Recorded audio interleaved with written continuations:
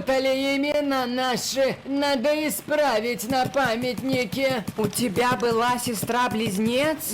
Да, но мы не общались. Она была не очень хорошим человеком. Ни черта не поняла.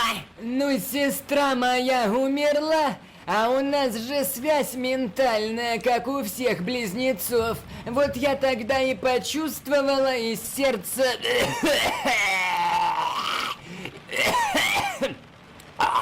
И сердце у меня прихватило, мы в одной больнице оказались. Ну а там с документами напутали что-то.